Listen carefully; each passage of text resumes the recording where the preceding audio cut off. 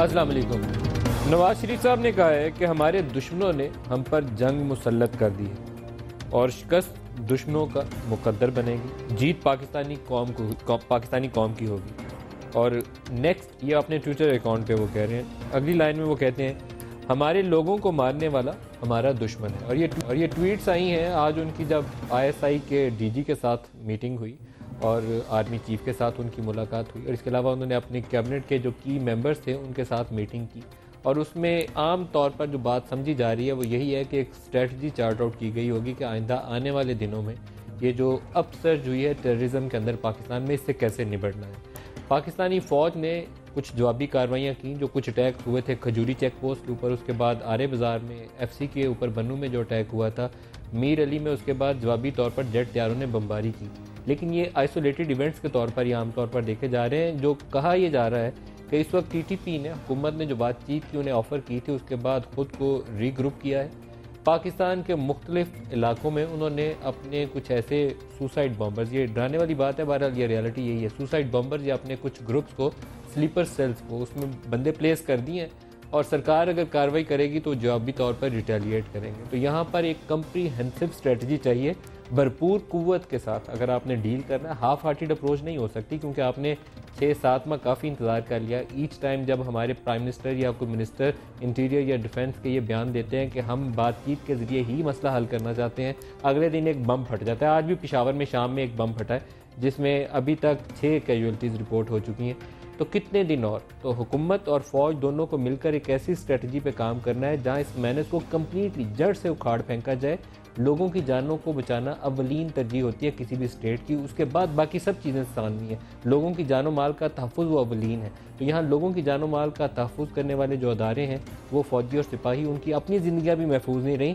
जहाँ उनके ऑफिसेज़ हैं, जहाँ कंटोनमेंट्स हैं, जहाँ उनके हेड क्वार्टर्स हैं, उनके ऊपर भी हमले हो रहे हैं। तो पाकिस्तान उस स्टेज के ऊपर आ गया है जहां पाकिस्तानी पॉलिटिकल पार्टीज़ को, फ़ौज को, हुकूमत को, एजेंसीज़ को, सबको सिर्फ एक लाइन पे, एक डायरेक्शन में काम करना है कि ये लोग जो बम फाड़ते हैं पाकिस्तानी बाज़ारों, गलियों, मोहल्लों, स्कूलों के ऊपर, जिससे ना औरतें और बच्चे महफूज रहे हैं, ना पाकिस्तान की सिक्योरिटी फोर्सेज महफूज रही हैं, इनका खात्मा कैसे करना है। और उसके लिए डिटर्मिनेशन और रिजॉल्व चाहिए। कदम अगर लड़खड़ाए कहीं पे तो बड़ी मुश्किल हो जाएगी। ये वो जंग है जिसमें हार नहीं सकती स्टेट को हर हाल में जीतना होता है। स्टेट की हार का मतलब जो होता है कि आपका मुल्क, आपकी कौम जो है, वो सारा कुछ दाव पे लग जाता है। तो इसमें दुआएं भी चाहिए, डिटर्मिनेशन भी चाहिए। यही आज के हमारे प्रोग्राम का टॉपिक है। और आज हमारे साथ शरीक गुफ्तगू होंगे जावेद हाशमी साहब, पाकिस्तान इंसाफ के सीनियर रहनुमा हैं, हमारे साथ होंगे मुल्तान से। इसके अलावा डॉक्टर फ़ारूक सत्तार साहब MQM से हमारे साथ होंगे।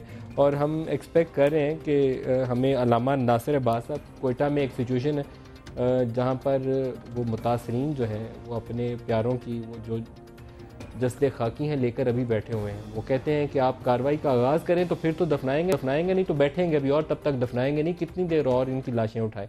तो ये तमाम वो सिचुएशन है हमारे सामने। सबसे पहले हम जावेद हाशमी साहब की तरफ चलते हैं। हाशमी साहब, आप फरमाइएगा कि जहां पाकिस्तान आज खड़ा है, ये हालात जो हैं पूरी कौम के सामने हैं, इसमें कोई किसी को शक व शुबा नहीं होना चाहिए कि जो ख़तरात आज हैं ये जंग के हालात हैं। पूरी कौम के ऊपर अटैक है इस वक्त हर तरफ से। पेशावर में अटैक है, कराची में अटैक है, पंजाब के शहरों, गलियों, महलों में अटैक है। कोई ऐसा जगह बाकी नहीं है, बलूचिस्तान पूरा जो है उसमें इंसर्जेंसी वाली कैफियत है। तो हमारा जवाबी रद्दअमल क्या होना चाहिए, कितनी कुव्वत और भरपूर अंदाज में होना चाहिए? मलिक साहब, पाकिस्तान को जहां लाकर खड़ा कर दिया गया है, ये होना चाहिए स्टेटमेंट। जहां पाकिस्तान को ला के खड़ा कर दिया गया है, तो ये पहले तो अब आज हम उन जिम्मेवारों के हाथ में अपना लहू भी तलाश नहीं कर सकते।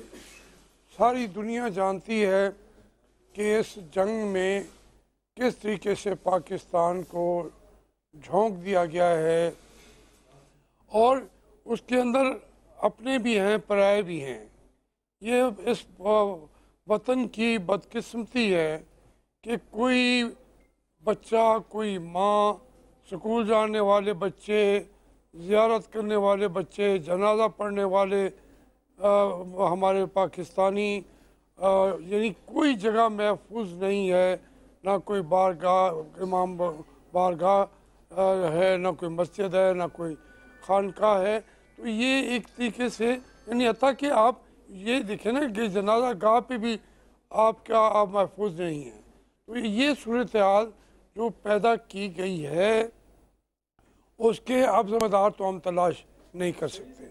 अब तो सीधी सी बात है कि एक ऐसी सूरत हाल पैदा हो गई है और वो पैदा हो जाती जावेद हाशमी साहब, ये एक हम सिर्फ कोलेक्टिव फेलियर की निशानी है हमारे सामने। उसमें उसमें हमारी मिलिट्री के जो चीदा चीदा लोग पाकिस्तान में जिम्मेदार पोजीशन पे रहे उनको भी शामिल कर लीजिए। जो पाकिस्तानी पॉलिटिकल क़यादत थी माजी की और हाल की, उसको भी साथ शामिल कर लीजिए। ये हमारी सारी कोताहियों का दखल है कि पूरी पाकिस्तानी कौम, आपने बिल्कुल सही कहा कि जहाँ जनाजे भी महफूज नहीं है उससे ज़्यादा खतरनाक सूरत हाल क्या होगी। बच्चे महफूज नहीं है, औरतें महफूज नहीं है। पोलियो की वैक्सीन पिलाने जाती हैं, उन औरतों को मार दिया जाता है। तो इससे ज़्यादा खौफनाक और बुरी सूरत हाल तो हो नहीं सकती ना। या मैं इसीलिए अर्ज कर रहा था कि अब ये हमें एक पेज पे आ जाना चाहिए। साफ जाहिर है कि जब हमारी फ़ौजों को बन्नू में या GHQ के ऊपर बार बार हमले हो रहे हों, मुझे आप बताएं मैं एज जावेद हाशमी क्या करूँगा। मैं तो हमले करने वालों पर गोली चलाए बगैर रहूँगा नहीं। मेरे पास बम हो मैं उनके ऊपर बम फेंकूँगा। जो मेरे मुल्क के पूरी दिफाई लाइनों को भी तोड़ रहे हों, हमारे तमाम किस्म की कोई चीज़ महफूज हो भी ना, तो ये मैं अर्ज़ कर रहा हूँ ये तो एक फ़र्द के जज्बात जो हैं वो यही होने चाहिए। मगर जो लीडरशिप थी उन्होंने इतनी देर की तसौल किया। हम बार बार कहते रहे हैं कि आप बैठें, आप हमें एतमाद में लिया था और उसके बाद क्या हुआ है। जो डे टू डे सूरत हाल बिगड़ रही थी उससे हमें सबको एक दूसरे को आगाह करना चाहिए था। मैं इसको किसी और की कामयाबी या नाकामी के हवाले से बात नहीं कर रहा। शायद जब पूरी कौम नाकाम हुई है, मैं नाकाम हुआ हूँ, तो मैं समझता हूँ मैं किसी एक के ऊपर जिम्मेदारी तो डाल नहीं सकता। मगर हम अब भी लेकिन जावेद हाशमी साहब, एक आपका जज्बा काबिल कदर है। किसी सियासी वो लाइन ड्रॉ किए बगैर आपने कहा कि जो पाकिस्तानी फौज के सिपाहियों को शहीद करेगा, अगर आपके बस में हो आप उसे गोली मार सकें तो आप उसे गोली मारेंगे, अगर उस पर बम चला सकें तो बम चलाएंगे। ये जज्बा आपका मुझे बहुत अच्छा लगा। डिटर्मिनेशन यही चाहिए। देखिए बात ये है, लेकिन मैं ये तो चाहता हूँ जो मैं सोचने वाला हूँ इस मुल्क के कानून साजों में से हूँ।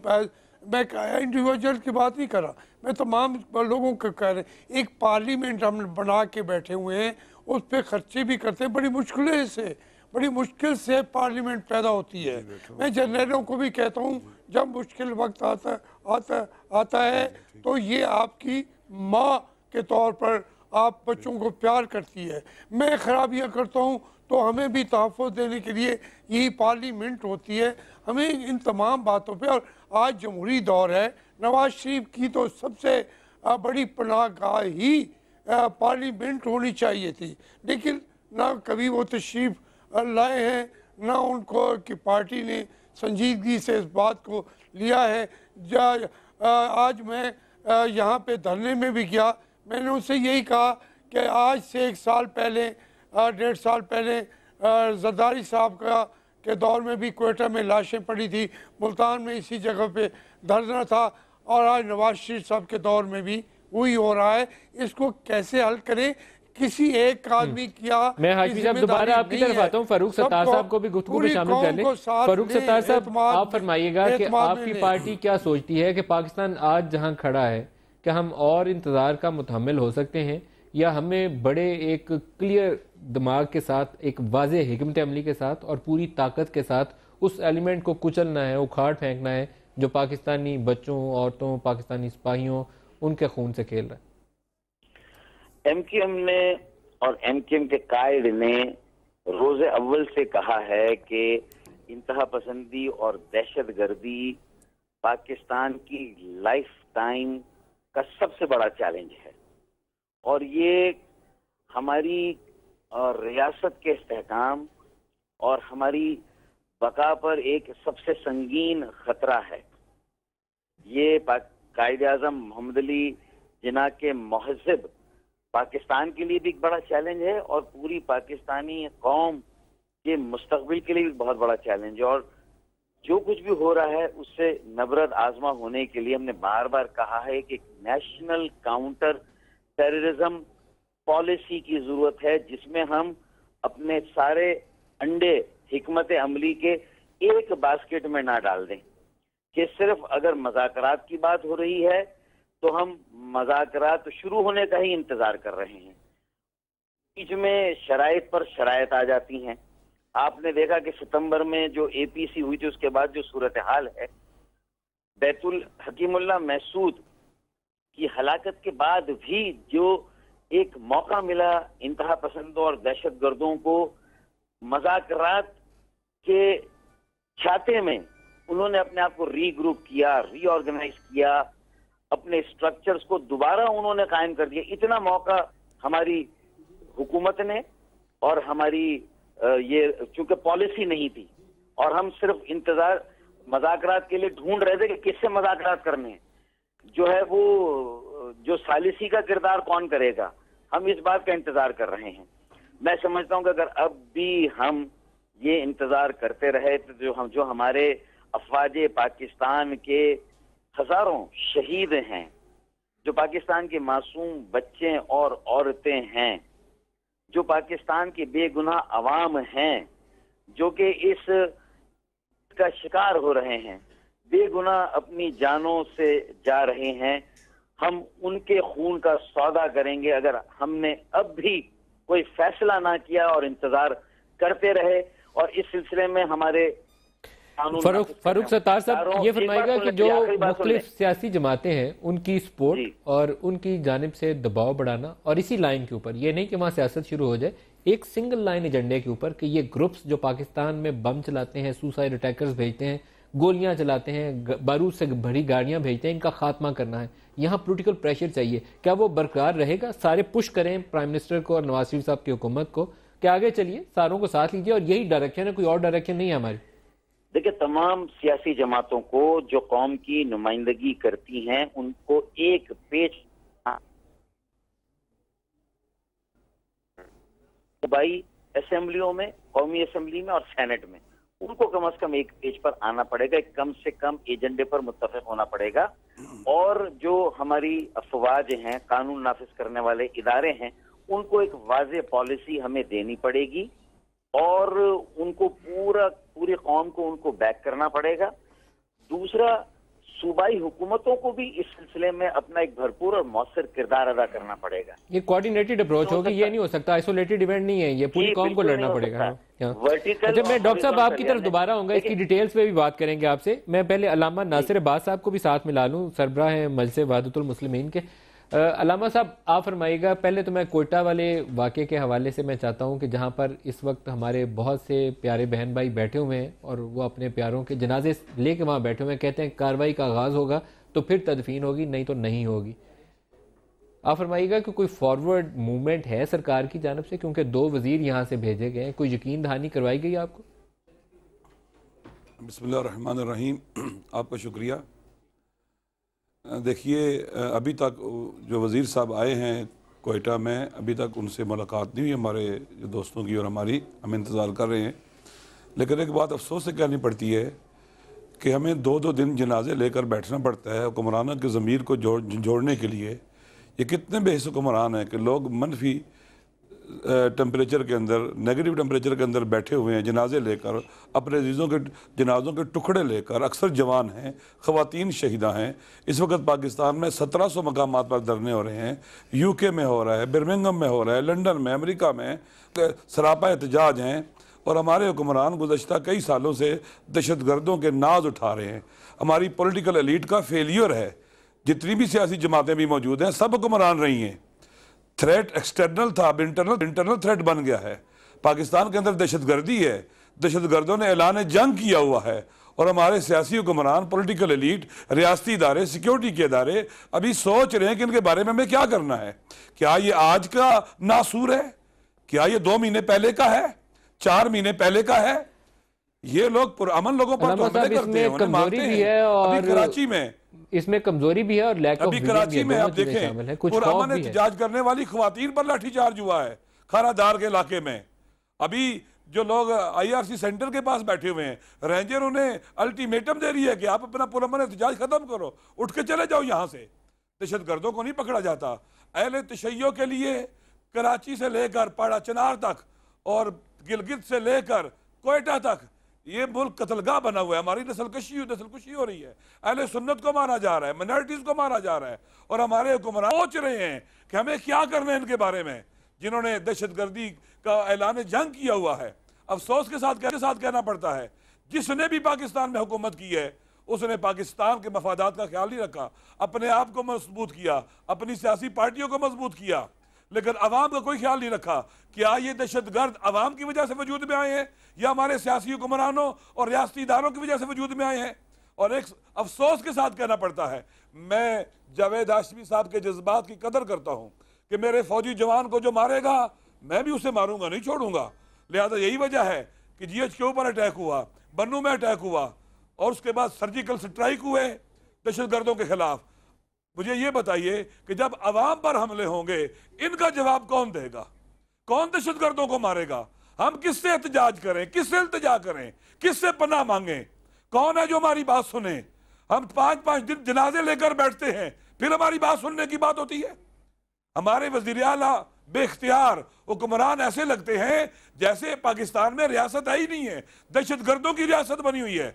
हमारे पाकिस्तान में आइन की हुक्मरानी नहीं है, कानून नहीं है, पुलिस मर रही है, फौज मर रही है, अवाम मर रहे हैं, दहशतगर्द आस्ता आस्ता वतन के पैकर को काट रहे हैं, और हमारे हुक्मरान तमाशा देख रहे हैं, हमारे सियासतदान तमाशा देख रहे हैं, कन्फ्यूजन पैदा कर रहे हैं कि क्या दहशतगर्दों के खिलाफ ऑपरेशन होना चाहिए या नहीं होना चाहिए। हमसे पूछा जाएगा तो फिर सही है, नहीं पूछा जाएगा तो फिर गलत है। ऐलान जंग हो चुका है, तबले जंग बजा हुआ है अवाम के खिलाफ, स्टेट के खिलाफ, वतन के खिलाफ। इनके हाथ काटने चाहिए दहशतगर्दों के, इनके खिलाफ स्टेट को, रियासत की ताकत को इस्तेमाल करना चाहिए।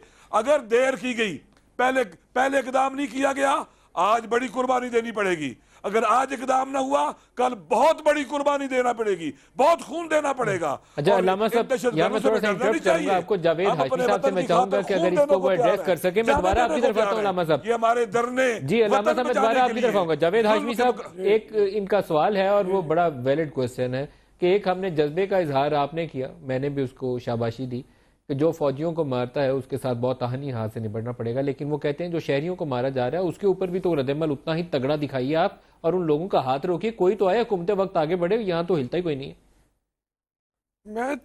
मैं बिल्कुल सही फरमाया उन्होंने। मैं तो ये बात कर रहा था कि हमें कहा जा रहा है कि हम मुज़ाकरात के हक़ में ज़्यादा हैं, और उसके जवाब में मैंने जो हमारी पार्टी के बारे में, तहरीक इंसाफ के बारे में कहा जाता है, मैं उसके जवाब में कह रहा था कि हमारे यहाँ ये जज्बा मौजूद है। सिर्फ मुज़ाकरात की बात नहीं है, हम एक पेज पे होना चाहते हैं। लेकिन जहाँ तक आप ये मस्तूम के शहीदों का ताल्लुक़ है, मैं तो वहीं खड़ा था, मैं उस कैंप में खड़ा था, पिछले साल क्वेटे में खड़ा था। उनका कोई तहफ़्फ़ुज़ नहीं है। इससे सही है कि अहले सुन्नत मारे जाते हैं, जो हमारे मसीह भाई हैं वो मारे जाते हैं। किसी का भी शहरियों का तो तहफ़्फ़ुज़ जो फ़ौज की नहीं, वो स्टेट की ज़िम्मेदारी है। स्टेट ने वो ज़िम्मेदारी तो आज तक कबूल भी नहीं की। कराची के साथ अंदर जो होता है उसकी भी ज़िम्मेदारी स्टेट की है। ये स्टेट ने ज़िम्मेदारी कबूल नहीं की, तो उसकी वजह से आज पाकिस्तान इस मकाम पर आके खड़ा हो गया है। मैं ये अर्ज़ कर रहा था कि इसकी इज्तिमाई ज़िम्मेदारी ना पहले महसूस की गई, और मुश्किलात यकीनन परवेज़ मुशर्रफ साहब ने पैदा की, बढ़ाई, बहुत मौजूद थी, उनको बढ़ा दिया। अमेरिका के साथ हमारे तमाम मफादात का सौदा करके अपने इक़्तिदार के लिए उन्होंने मुश्किलात हमारे लिए और बढ़ा दी, और फ़ौज मजबूर थी, उनकी ज़ेरे कमान थी, उनकी हुकूमत में थी। आज मैं कहता हूँ कि हमें एक दूसरे के साथ बैठना चाहिए, एतमाद की बात करनी चाहिए, और एक शहरी का कत्ल हो जाए तो उमर इब्न खिताब कहता है कि उसकी सारी जिम्मेदारी मुसलमानों पे है। आज हम वो बात भी भूल जाते हैं। वो हम कत्ल करते हैं अपने भाइयों को, अपने मुसलमानों को, शिया भाइयों को जो हमारे भाई हैं, मुसलमान हैं, दूसरों को भी मुसलमानों से हट के, ये तो मुसलमानों से भी बढ़ के इंसानियत का खून हो रहा है, उसके हम चीखते चलाते रहेंगे, जवाब देते रहेंगे। लेकिन जिम्मेदारी स्टेट की है, हुकूमत की है, उस जिम्मेदारी को उन्होंने कबूल नहीं किया और आज उनमें से कोई यहाँ पे आपके इस फोरम में कोई जवाबदेही के लिए भी मौजूद मैं देख रहा हूँ नहीं है आपके पास। मुझे नहीं मालूम वजूहात क्या हैं, लेकिन कोई जावेद हाशमी साहब इस इशू पे शायद सरकार को डिफेंस करने की पोजीशन में कोई नहीं है। ये अफसोसनाक मुकाम है कि वो उनकी 200 अरकान की पार्लियामेंट में बैठे हुए लोग जो है, मेरा क्वेश्चन है कि DI खान की जेल तोड़ी गई, वहाँ पर तहरीक इंसाफ की हुकूमत है, वहाँ पर तशय्यो को बाज़ को ज़िबा किया गया जो गवर्नमेंट की कस्टडी में थे, बाज़ को शहीद किया गया। उसके बाद पूरे खैबर पख्तूनख्वा के अंदर कत्लेआम हो रहा है, लोगों का, लोग मारे जा रहे हैं। बिलाकर वहाँ पर खैबर पख्तूनख्वा के अंदर तहरीक इंसाफ की हुकूमत को कोई लोगों की जान माल के तहफ़्फ़ुज़ के लिए इक़दामात करने चाहिए, हमें वहाँ नज़र नहीं आते। एतजाज़ हसन शहीद होता है, वो जो जुर्रत के साथ एक दहशतगर्द का मुकाबला करता है और मासूम बच्चों की जानें बचाता है अपनी जान देकर, वहाँ नहीं जाती इनकी सूबाई हुकूमत। मेरे ख्याल में जावेद हाशमी साहब तहरीक इंसाफ से बहुत बालातर शख्सियत है, इनके जज्बात और एहसासात पाकिस्तानी हैं। काश इमरान खान साहब भी ऐसे सोचें। इमरान खान साहब के स्टैंड से पता चलता है कि उनके नज़दीक तालिबान की ज़्यादा अहमियत है, पाकिस्तान के अवाम की अहमियत नहीं है। जावेद हाशमी साहब बहुत, जावेद हाशमी साहब, would you like to हम इनका respond? दिल और जान से एहतराम जावेद करते हाशमी हैं। साहब, काश इमरान खान साहब ये बातें करें। जवाब दूंगा। अभी पिछले हफ्ते में जी, लाहौर जावेद के हाशमी अंदर, पेशावर के अंदर हमारे अल्लामा साहब मैनेजर इसका शहीद हुए, जवाब ले लें। शिया आलमदीन शहीद हुए। मैं इसका जावेद जवाब हाशमी अगर अल्लामा साहब अगर इजाज़त हो, बात यह है इमरान खान जो है पिछले साल उसने क्वेटा में जाके कहा कि जो ये लश्कर जंगवी है उन्होंने इसकी जिम्मेदारी कबूल की है और ये इंसानों का काम नहीं है जिन्होंने इन हजरात को कत्ल किया है, शहीद किया है। वो सामने कौन थे? अहले तशय्यो थे और मारने वाले कौन थे? लश्कर जंगवी था। इमरान खान के जो ख्यालात हैं बड़े वाज़े हैं। प्लीज़ मैं मादत के साथ चाहूँगा कि आप जब ज़बरदस्ती मैं इसलिए मैं कहूँगा कि हम अपनी जो इख्तलाफात को एक दूसरे से बैठ के तय करने को भी तैयार हैं, लेकिन जो वहाँ उस सूबे की कैफियत है, आप अल्लामा साहब जानते हैं, वहाँ पे उन्होंने किसी को नहीं छोड़ा। तबलीगी जमात जो उसके उनकी बुनियादी जमात समझी जाती है, नेक लोगों की कहते हैं, उनको नमाज पढ़ते हुए मार दिया उन्होंने। वो किसी शिया ने तो नहीं मारा। तो वो वहाँ पे उन्होंने जो लोग ये कर रहे हैं उसके खिलाफ कोई इक़दाम बना करना, मैं समझता हूँ अगर हमारी हुकूमत भी है, अगर कोई कमी होगी तो वो हम फेल होंगे, हम अपनी फेल अपने आप को कहेंगे, लेकिन हम लड़ रहे हैं फारूक सत्तार बहुत साहब, सारी चीज़ों पर। मैं दोबारा आता हूँ आपकी तरफ हाशमी साहब। फारूक सत्तार साहब, आप भी फरमाइएगा। आपने सूबाई हुकूमतों का जिक्र आपने किया था, अल्लामा साहब ने भी उसका तज़किरा कर दिया। यहाँ कितनी ज्यादा कोऑर्डिनेशन होनी चाहिए? आप डिटेल्स की तरफ जा रहे थे तो मैंने आपको वहां रोक दिया था। आप बताइए, आपके वफाक आगे चले, लीड रोल में प्राइम मिनिस्टर आगे खड़े हो और साथ लें फौज को भी और सूबों को भी। हाँ देखें, बिल्कुल वफाक को इस सिलसिले में लीड लेनी होगी। उसके बाद जिन सूबों में ये एक तवील अरसे से हमें इस सूरत हाल का सामना है, वहां की हुकूमतों को भी अपनी पोजीशन वाजे करनी होगी। उन सियासी जमातों को जो कि अब हुकूमत में हैं मुख्तलिफ सूबों में, उन्हें अपनी पोजीशन बिल्कुल वाजे करनी होगी। और जिस तरह अल्लामा नासिर साहब ने ये जो तफसील बताई है, उसमें जावेद हाशमी साहब ने जरूर एक मौके पर इमरान खान साहब के बयान को कोट किया। मैं यहाँ पर ये पार्टी पॉलिटिक्स को नहीं लाना चाहता था, लेकिन मैं जनरलाइज कर दूं कि बाद सियासी जमातें और उनके रहनुमा ये भी कहते हैं कि तालिबान हमारे मुल्क का हिस्सा हैं, हमारे भाई हैं, वो गुमराह हैं, उनको राह रास्त पर लाने की जरूरत है। तो अगर ऐसे लोग, ऐसे पाकिस्तानी जो इस कदर गुमराह हैं कि जो पाकिस्तान की रियासत ही के मुनकिर हैं, पाकिस्तान के आईन, दस्तूर, सियासी जमहूरी अमल, यहाँ के कानून, हर चीज से वो मावरा हैं, तो मैं तो उन्हें पाकिस्तानी ही नहीं, मैं तो उन्हें इंसानी नहीं समझता। ये इंसानों का काम ही नहीं कि वो लोगों के गले काटें, उन्हें ज़िबा करें। तो आज पाकिस्तान को इस नहज पर पहुंचा दिया इन इंतहा पसंदों और दहशत गर्दों ने, अपने मजमूम मकासद के लिए, अपनी मर्जी का नजरिया, अपनी मर्जी की तहजीब 18 करोड़ अवाम पर मुसल्लत करने के लिए, बगैर किसी इजमा के, इज्तिहाद के, रिकॉन्सिलेशन के, बगैर किसी सियासी जमहूरी अमल को इख्तियार किए हुए। तो ये तो पूरी पाकिस्तानी कौम को, रियासत को, रियासती इदारों को, हमारे सियासी जमहूरी इदारों को, हुकूमत को, सबको मिलकर ये अब एक फैसला करना होगा कि हमें करना क्या, इनकी गुलामी हम कबूल कर लें या हमें अपनी मर्जी से जिंदा रहने का हक हासिल है। डॉक्टर साहब एक ब्रेक करीब आ गई है, ब्रेक ले लें, ब्रेक से वापस आते हैं तो इसके ऊपर और बात करेंगे। बल्कि कोशिश ये करेंगे कि एक मुतासरा जो फैमिली है उनके एक के वालिद से आपसे मुलाकात भी करवाएंगे इसी प्रोग्राम में।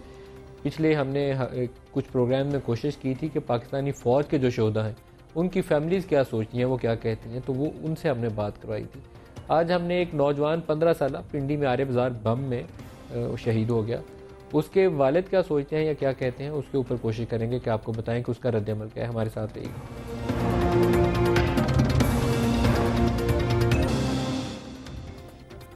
प्रोग्राम में दोबारा खुशामदीद कहते हैं। हम पाकिस्तान में दहशत गर्दी के बढ़ते हुए वाक़यात का तज़किरा कर रहे हैं और इससे निपटना कैसे है उसके ऊपर बात हो रही है।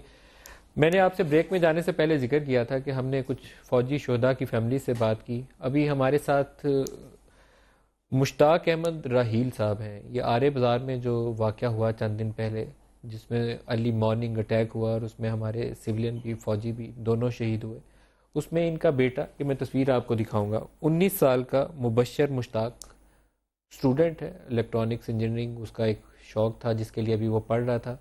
वो भी जब ये बम चला तो उसमें शहीद हो गया। तो मैं इनसे बात करना चाहूँगा, पूछना चाहूँगा इनके बेटे के मतलब भी और उस वाक़े से मतलब भी। मैं मुश्ताक साहब पहले तो आपका शुक्रिया अदा करूँगा कि इस मुश्किल मौके पे आपने वक्त निकाला और हमें ज्वाइन कर रहे हैं प्रोग्राम में। फरमाइएगा उस दिन क्या हुआ बेटे के साथ? सुबह उस कॉलेज जाने के लिए घर से निकला? मेरा बेटा हस्बे मामूल 7:30 बजे कॉलेज के लिए निकला जी। उसके एक दो दोस्त थे, साइकिल पे जाया करते थे जी। मैंने उसे मोटरसाइकिल इसलिए लेके दिया डर की वजह से कि बच्चा है जी, तो भी रश बहुत ज़्यादा है जी। 10 मिनट बाद मैंने जी धमाके की आवाज़ सुनी। मेरे दिल को बड़ा घबराहट और बेसुकूनी सी। मैंने फौरी तौर पे बेटे से रब्ता किया कि बेटे का खैरियत मालूम करूं।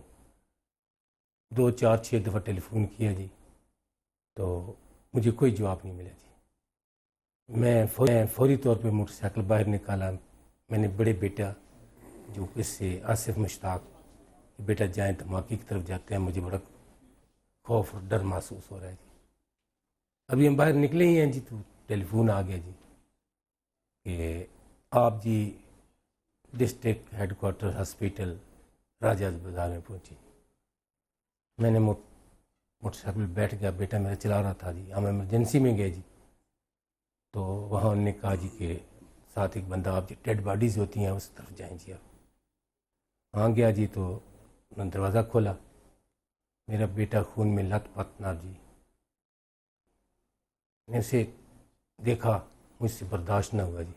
उसके बाद का मुझे याद नहीं है जी, और ये महसूस हो रहा था जी कि मेरा बेटा आंखों के सामने। और मुझे वो अमर गई, चूँकि मैं शुगर का मरीज़ हूँ, ब्लड प्रेशर का मरीज़ हूँ। 2 दफ़ा मुझे अटैक हो चुका है, इंजीनिया का जी, ये दिल का दौरा जी। मोरों में तकलीफ़ है, पट्ठों का, बीमारी की इमाजगाह हूँ जी। तो उन्होंने मुझे टीके वगैरह लगाया जी। अब क्या सोचते हैं कि बेटे के साथ जिन लोगों ने शहीद किया मुबशर को, जो आप कहते हैं कि इलेक्ट्रॉनिक्स इंजीनियर बन रहा था, उनके साथ क्या सलूक होना चाहिए? मेरा मुल्क पाकिस्तान, मेरे अलामा की ख्वाब, मेरे बाबे की ताबीर, जो मेरी बहनों माओं की लाखों कुर्बानियों, लाखों इज्जतों के बाद ये हासिल किया गया जी। मेरे पहले मुल्क को 2 लख्त किया, अब मेरा रोशनी को शहर कराची, मेरा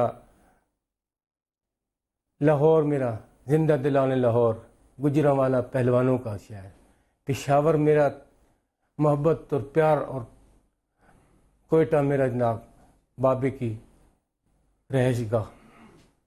जनाब अब इनको तबाह करना चाहते हैं। मेरा इन जालिमों से यही और मेरा हुकूमत से यही मुतालबा होगा कि अब बस करें, अब बस करें, अब क्या चाहते हैं जी। अगर मेरे मुबशर मुश्ताक की कुर्बानी और मेरे बच्चों की कुर्बानी से अगर तुम्हारा मसला हल होता है तो मैं हाज़िर हूँ जी। खुदारा इस मुल्क पे रहम करें और ये दहशतगर्दी इस मुल्क में जो अफरा तफरी आपने फैलाई है उसे बंद करें। मैं हुकूमत वक्त से, मियां नवाज शरीफ साहब से, मैं आर्मी चीफ साहब से, मैं चौधरी निसार साहब से मैं गुजारिश करूँगा आप मेहरबानी करें, जिस तरीके से ये दहशतगर्दी की लहर ख़त्म हो सकती है इसको करें। हमारे बच्चों को तो कोई नहीं जी, हम तो देंगे, हम फिर भी देंगे, हम हाज़िर हैं जी बच्चों के लिए। दूसरा मुझे शाबाशी आप पर जी के बेटा कुर्बान करने के बाद भी आप कह रहे हैं कि हम तो बेटे देने के लिए तैयार हैं लेकिन पाकिस्तान को बचाएं। जावेद हाशमी साहब, ये एक ये जो आज दिलगुदाज गुफ्तगू कर रहे हैं हमारे भाई, ये हर पाकिस्तानी के आवाज़ है। जो पाकिस्तान से मोहब्बत करता है वो यही मोहब्बत है जिसका आज एक बेटे का बाप, शहीद बेटे का बाप जुर्रत के साथ हमारे सामने बात कर रहा है।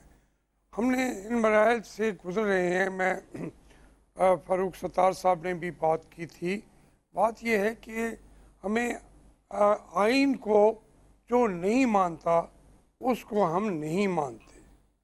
अब इसके बाद हमने अपने मामलात को, या मुल्क को, कौम को ठीक करना है। हमने किस तरीके से करना है? किसी को हमने सज़ा दे के करना है, किसको, जैसे उन्होंने खुद कहा, और सही बात यह है कि सारी चीज़ें एक थैली में नहीं डाली जाती, तमाम मामलात चलते रहते हैं और उसके अंदर कुछ सूरत हाल का हल भी जो सियासतदान हैं या मुल्क के दानिश्वर हैं वो निकाल लेते हैं। गोली किसी सूरत में तमाम मसाइल का हल नहीं है। वो गोली तो होनी चाहिए कानून के अदारों के साथ, मुल्क के लॉ एंड ऑर्डर सिचुएशन को कायम करने वालों के पास होनी चाहिए, और तो किसी के पास होनी भी नहीं चाहिए।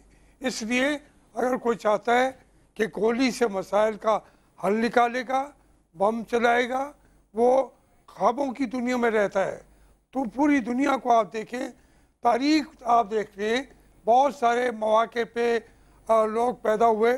उन्होंने हसन बिन सबा की वहाँ पे वो भी बहिश्त थी, लोगों को मारते थे, गले काटते थे। तो कहाँ है वो? हमेशा स्टेट इंसाफ के साथ रह रही है, जबर के साथ नहीं, इंसाफ के साथ। सबसे बड़ा अदारा जो दुनिया में उभरा है वो है स्टेट का। लेकिन वो जो ये अदारे या ये जो लोग अभी पैदा होते हैं, लोगों को मारते हैं, वो कभी नहीं रहते, मिट जाते हैं। जो इंसाफी पे खड़े होते हैं उनका वजूद तक नहीं रहता। इसलिए उनको की हिमायत उस तरीके से कोई नहीं करता। हर आदमी चाहता है हम अपने मुल्क के लिए तमाम रास्ते अख्तियार करें। दुरुस्त है। हाशमी साहब, मैं अल्लामा नासिर इकबाल साहब से भी दोबारा पूछना चाहूँगा। अल्लामा साहब, आप फरमाइएगा, ये हज़ारा कम्युनिटी का वाक़या जो है ये भी एक कंटिन्यूटी है। जैसे पाकिस्तान के अंदर बम धमाके नहीं ख़त्म होते, इसी तरीके से हज़ारा कम्युनिटी के ऊपर हमलों का सिलसिला नहीं रुकता। अब जिस स्टेज के ऊपर आज खड़े हैं, पूरा मुल्क जो है वो दहशत गर्दी की लपेट में, पूरे पाकिस्तान के ऊपर हमला हुआ है। पाकिस्तान के सिविलियन, पुलिस वाले, फौज वाले सब जो हैं वो इन्हीं वाक़यात की नज़र हो रहे हैं। करें क्या? रिजॉल्व कौमी सतह के ऊपर क्या होना चाहिए? मेरे ख्याल में इस वक्त पाकिस्तान की तमाम मुहिब वतन जो कुव्वतें हैं, इनको दहशत गर्दों के ख़िलाफ़ इकट्ठे होना चाहिए। पाकिस्तान के अवाम में भी यकसुई पैदा करना चाहिए। अवाम के अंदर कोई दूसरी बात नहीं है। ये कन्फ्यूजन पैदा करना बंद कर दें कि तालिबान हमारे अपने हैं, ये गुमराह हैं, इन्हें राह रास्त पर लाना है। अगर तालिबान गुमराह हैं, उन्हें राह रास्त पर लाने के लिए उनको छूट देनी है। कत्ल व गारत गरी की तो तमाम जेलों के दरवाजे खोल दो, वहाँ पर भी वो छोटे गुमराह लोग हैं जिन्हें बंद किया गया है। लिहाजा ये कन्फ्यूजन पैदा करना तालिबान और दहशतगर्दों का वकील सफाई बनना सियासी जमातों की लीडरशिप के लिए और मजहबी जमातों की लीडरशिप के लिए अब ख़त्म हो जाना चाहिए। पूरे पाकिस्तान के अवाम को, पॉलिटिकल एलीट को, तमाम कुव्वतों को दहशतगर्दों के मुकाबले में इकट्ठा होना चाहिए। दहशतगर्दों के सारे ग्रुप दहशतगर्दी के लिए इकट्ठे हैं, वतन को तबाह करने के लिए इकट्ठे हैं, वतन को मिटाने के लिए इकट्ठे हैं, रियासत को चैलेंज करने के लिए इकट्ठे हैं। क्या वतन के अंदर रहने वाली कुव्वतें, जो इस वतन के साथ मोहब्बत करने वाली कुव्वतें हैं, जो हुकूमत करते हैं, जो सियासत करते हैं, जो हुक्मरान बनते हैं, जो वजीर बनते हैं, जो अपोजिशन में बैठते हैं, जो सूबों में मौजूद है, क्या इन सब को दहशतगर्दों के मुकाबले में इकट्ठा नहीं होना चाहिए? लिहाजा ये सिलसिला बंद हो जाना चाहिए कि तालिबान हमारे अपने हैं, ये बुरे हैं, ये अच्छे हैं, अब उनको साथ जो है मुज़ाकरात होने चाहिए। नहीं, बागियों के साथ, कातिलों के साथ, दहशतगर्दों के साथ मुज़ाकरात नहीं हुआ करते। ना इसकी कोई मॉरल ग्राउंड्स हैं, ना आईनी और कानूनी हैं, ना शरई और दीनी हैं। ये मुहारिब हैं दीन की इस्तिलाह में, ये मुफसद फिल अर्ज़ हैं, ये गद्दार आईन है, गद्दार वतन है, ये दुश्मनों के एजेंट हैं। लिहाजा इनको एक्सेस नहीं देनी चाहिए। आज ये हमारे रियासतीदारों में घुसे हुए हैं, इनका कोई हमला नाकाम नहीं जाता। अगर नेवल बेस पर अटैक करना चाहे कामयाब, एयर बेस पर कामरा में अटैक करना चाहे कामयाब, आईएसआई के इदारों पर अटैक करना चाहे कामयाब। ये अंदर से घुसे हुए हैं, इनको इंडक्ट किया गया गुज़श्ता 30 सालों में, इन्हें भर्ती किया गया फौज में, एयरफोर्स में, नेवी में, इनके मदरसे बनाए गए हैं, इनका बेस कैंप इंडिया में है। अफसोस के साथ कहना पड़ता है, एक तरफ तो इंडिया को आप अपना दुश्मन समझते हैं, फिर जिनका बेस कैंप इंडिया में उतने इतना ताकतवर बनाते हैं, उनकी इंडक्शन करते हैं। मुझे इस सवाल का जवाब दिया जाए, क्या फौज पर शिया और सुन्नी हमला कर रहे हैं? क्या फौज पर मिनॉरिटीज हमला कर रही हैं? या वो लोग हमला कर रहे हैं जिनको, जो उनके स्ट्रेटेजिक एसेट बने हुए थे, जिनके जरिए अफगानिस्तान में और कश्मीर में जिहाद किया जा रहा था? एक मखसूस मसलक के लोगों को इतना ताकतवर बनाना, पॉलिटिकली, अस्करी तौर पर, निजामी तौर पर, जिनका बेस कैंप इंडिया में था। ये छोटे छोटे वजीरिस्तान बनाए हुए मदरसों की शक्ल में जगह जगह मौजूद है। एक मदरसा एक जगह बनता है, अस्पताल की तरह है। अस्पताल उस इलाके के लोगों के मरीजों का इलाज है। ये मदरसे जो उन्होंने बनाए हुए हैं मुख्तलिफ शहरों में, कहाँ उस इलाके के तालिब इल्म हैं? जाके चेक करें, हर दहशतगर्द का सिरा मदरसे से जाके मिलता है। लिहाजा ये छोटे छोटे वजीरिस्तान बने हुए हैं, अब इनके खिलाफ कार्रवाई करनी होगी। जिनको 30 साल पाला है, इन सांप के इन सांपों के सरों को कुचलना होगा, इंडिया की एक्सेस को खत्म करना होगा, और पाकिस्तान को बचाने के लिए उन तमाम कुव्वतों को 1% के करीब ऐसे मदारिस हैं जहां पर ये इस तरह की लोगों की मौजूदगी का शुबा है। 99% ऐसे नहीं है। तो उन 1% को ठीक करने के लिए हमारे अंदर वो ताकत होनी चाहिए कि हम उनको जाके उनका हाथ रोक सकें। मेरा 1% नहीं है, जितने मदरसे जिहादी बनाए गए थे जिहादी पालने के लिए, वो सारे दहशतगर्दी के अड्डे हैं पूरे पाकिस्तान में। मुझे आप बताएं, इसके ऊपर एक वर्ल्ड बैंक ने बाकायदा स्टडी की थी, ये उसकी फाइंडिंग है जो मैं बता रहा हूँ। जावेद हाशमी साहब, आप इसके ऊपर कुछ कहना चाहते हैं? हम विक्टिम है, हमें पता है। मैं आपको रावलपिंडी में, इस्लामाबाद से लेकर पूरे पाकिस्तान में बता सकता हूँ कहाँ दहशतगर्दी के अड्डे बने हुए हैं। आपने मुझसे पूछा है, मौलवी फजलुल्लाह मदरसे का पड़ा हुआ है। इसको एक तरफा ना चलाइए। मैं हाशमी साहब से सुन लूं, दोबारा आपकी तरफ आता हूँ। जी हाशमी साहब, मैं, आपने पूछा है तो मैं अर्ज कर देता हूँ। देखें, मैं अल्लामा साहब से उनका जज्बा और उनका दुख जो है वो हम सब का दुख है, लेकिन थोड़ा सा इसी वजह से हालात गैर मुतवाज़िन होते जा रहे हैं। अब देखें, मैं तालिब इल्म हूँ और मजहबी सोच रखने का कसूर मुझसे भी होता है, लेकिन मैं हैरान हूँ कि इसी तरीके की जो एक मानदाना किस्म की सोच और मुश्किलात पैदा होती हैं। सब उलमाए कराम, शिया सुन्नी, आज तक ये पाकिस्तान में अभी तक ये मिल के बैठते हैं, बातें करते हैं, मसाइल का हल करते हैं। कोई इतना झगड़ा नहीं है। आज ये इनका दुख है, अपने दुख का इजहार कर रहे हैं, वरना सारे जो मदरसे हैं वो सारे के सारे इस तरीके से उनको नहीं कुचला जा सकता। उनको कुचला कुचले जाने का की बात नहीं कर रहा, मैं उनकी बात तस्वुर भी नहीं करना चाहिए। मैंने आपकी एक बात, मैं आपकी एक बात सुनी है। मैं आपसे हमदर्दी रखता हूँ, आपके हालात देख रहा हूँ, लेकिन मैं अर्ज करता हूँ कि हमें जियो और जीने दो, एक दूसरे को बर्दाश्त करना पड़ेगा। इख्तलाफ राय रखने वाले को भी बर्दाश्त किया करना पड़ेगा। लेकिन जब वो इख्तलाफ रखने वाला बंदूक लेके मेरी जान के दरपे हो जाए, दूसरों को जीना न दे, या आप भी अगर गुस्से में वो करें, ये सूरत हाल इसमें हमें इससे बचना होगा। हमने तवाज़ुन पैदा करना चाहिए। ये मलिक से चाहिए ये था कि हुकूमत वक्त 4 महीने में कोई APCयाँ ना बुलाती, तो उसके पास सारी जमातें मौजूद हैं, उनको रोज़ाना एक आदमी बताता आज ये हमने कोशिश की है, उसके उन्होंने तो परवाह ही नहीं की, 4 महीने मुड़ के नहीं देखा। आज क्वेटे में लाशें पड़ी हैं तो फिर वो जा रहे हैं 2 दिन बाद। आज अगर मुल्क के अंदर बन्नू पे हमला हो जाता है, कराची के अंदर वहाँ सफ़ेद मातम बिछी हुई है, तो फिर ये इनको हमसे तमाम लोगों से ऐसा करना चाहिए था, एक फोरम असम्बली के अंदर था, तो रोज़ाना उनको पार्लियामेंट के अंदर इस पे बात होनी चाहिए। ये बात आप दुरुस्त कह रहे हैं, पार्लियामेंट को तो इस्तेमाल किया ही नहीं जा रहा। हाशमी साहब, मैं मुश्ताक साहब को भी साथ शामिल कर लूं, प्रोग्राम के बिल्कुल एंड पे आ रहे हैं। हाशमी साहब, मुश्ताक साहब से भी पूछ लें, एक ग्रुप बना देते जी। मैं समझता हूँ दुरुस्त है। मुश्ताक साहब, आपसे चाहता हूँ कि एक प्रोग्राम खत्म करने से पहले एक मैसेज चले जाए कि वो शख्स, वो पाकिस्तानी शहरी जिसका बेटा इन वाकयात में शहीद हुआ, वो स्टूडेंट जो पढ़ने जा रहा था, घर से पढ़ने के लिए निकला था, ऐसे बहुत से और बच्चे हैं जो इसी तरीके से एतजाज़ की मिसाल हमारे सामने, बिल्कुल हमारे से ज़्यादा दूर नहीं, KPK के अंदर जिसने अपनी जान देकर अपने फेलो स्टूडेंट्स को बचाया, और पता नहीं कितने मुबशर हैं और कितने एतजाज़ हैं पाकिस्तान के अंदर। तो क्या कहना चाहते हैं आप, हुकूमत को क्या करना चाहिए? आपकी तरफ से क्या? मैं हुकूमत से, तमाम सियासी जमातों से मैं ये गुजारिश करूँगा, तमाम उलमाए इकराम से, कि मिल बैठें, प्यार मोहब्बत से इसका हल तलाश करें, बजाय इसके कि एक दूसरे को कोसें। जो कुछ हो चुका है वो हो चुका है, मज़ीद को आप रोकें और इस मुल्क के बच्चे को, माँओं बहनों के यतीम होने, और आप इनको कम अज़ कम इतना करें कि जो इनको रोकें। दूसरा मसला यह है जी कि इसका हल तलाश करें और इसकी वजह, इसका जवाब तलाश करें जी, उसके ऊपर बैठ के सोचें, बजाय इसके एक को कुछ कहे, दूसरा कुछ कहे। ये नहीं होना चाहिए।